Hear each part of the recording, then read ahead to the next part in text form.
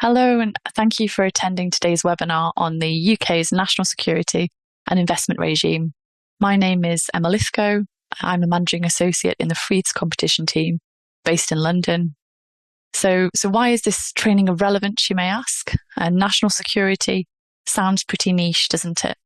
Well, there was a time when you would have been right, but that was quite a long time ago now, because since the 4th of January 2022, the UK government has powers to review and potentially block, impose conditions on, or even unwind a very broad range of transactions if they consider the transaction has given rise to, or could give rise to risks to national security in the UK.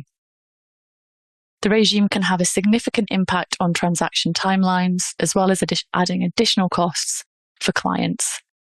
I've set out on the slide the key topics and the agenda for today.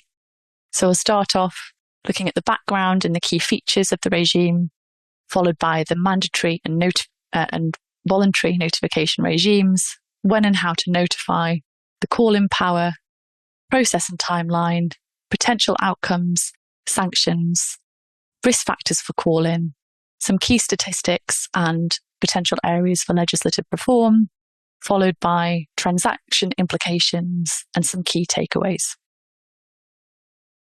This is quite a weighty topic with a lot of information to unpack. And so the purpose of this session is really threefold.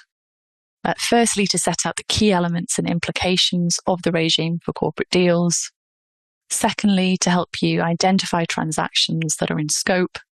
And thirdly, to provide some practical tips on how to ensure deal documentation appropriately provides for an NSI notification and drafting suggestions to build in sufficient protection for your clients.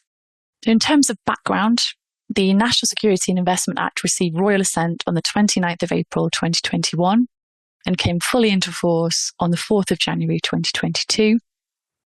It set out significant legislative reforms which overhauled the review of transactions and investments on national security grounds in the UK and came against a backdrop of tightening of foreign direct investment, or FDI regimes, globally.